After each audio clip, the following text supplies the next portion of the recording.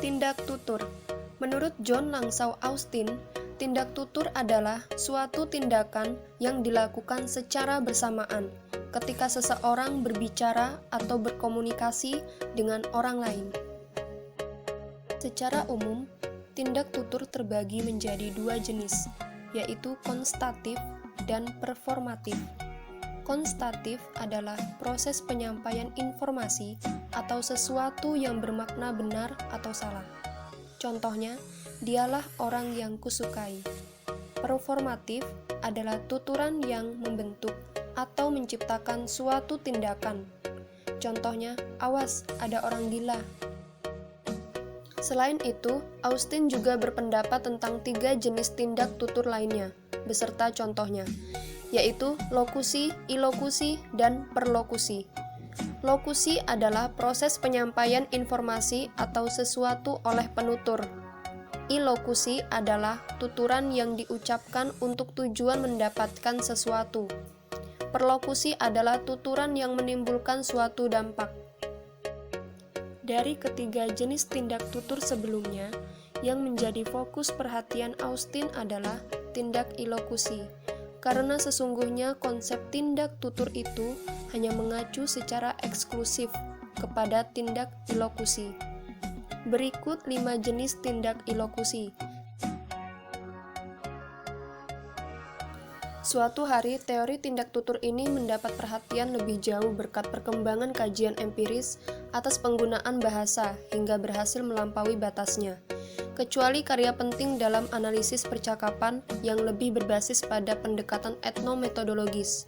Selain itu, terdapat sebuah pendekatan utama yang memberlanjutkan teori ini dengan tetap menaruh kepedulian terhadap makna kecil dalam penggunaan bahasa aktual, dan pendekatan ini disebut etnografi komunikasi. Berikut adalah beberapa pembagian jenis dasar etnografi komunikasi. Yang pertama, komunitas tutur, situasi tutur, peristiwa tutur, dan tindak tutur. Menurut Delhaimes, tindak tutur hanyalah satuan terkecil yang jangan dicampur adukan dengan kalimat, bahkan tidak dapat dipersamakan dengan satuan lain dalam tatanan bahasa manapun. Untuk penjelasan lanjutnya dapat dilihat di slide. Sebelum memahami etnografi komunikasi, kita harus memahami konsep utamanya terlebih dahulu, yaitu peristiwa dan tindak tutur. Sebab etnografi komunikasi bertujuan untuk memahami daya performatif atau ilokusi dalam tindak tutur atau untuk menyelidiki setiap tindak tutur. Dalam peristiwa tutur mengandung 8 komponen, yaitu sebagai berikut. Untuk dapat lebih mudah memahaminya dapat disingkat menjadi speaking. Jadi, apa itu etnografi komunikasi? Etnografi komunikasi adalah satuan kajian tentang pola komunikasi sebuah komunitas budaya. Delhaimes terutama berperan sebagai pelopor etnografi komunikasi, baik sebagai sebuah metode maupun teori yang mencoba memahami pola komunikasi sebagai bagian dari pengetahuan dan perilaku kultural.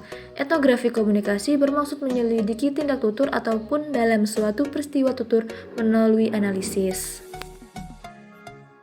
Dimensi kewacanaan. Menurut Dean MacDonald, wacana secara singkat dibatasi sebagai ranah atau area atau tempat penggunaan bahasa tertentu. Dalam hal ini, wacana sebagai ranah dari tindak tutur dan etnografi komunikasi. Secara paradigmatis, wacana merupakan seperangkat tindak tutur potensial yang mungkin akan dipilih oleh penutur. Sedangkan secara sintakmatis, wacana sebagai rangkaian tindak tutur yang telah terpilih tersebut. Jenis-jenis dimensi kewacanaan beserta contohnya. Yang pertama, dimensi tindak tutur, kemampuan memaknai sebuah kata atau kalimat melalui perkataan seseorang sehingga kita tahu maksudnya. 2. Dimensi gaya tutur, proses penyampaian makna kata melalui ekspresi, gaya bahasa, dan pilihan kata. Dimensi alih kode, penyampaian makna kata melalui sebuah kode dan beragam bahasa. Dimensi koherensi berkaitan dengan keterpaduan makna kata di antara setiap bagian wacana.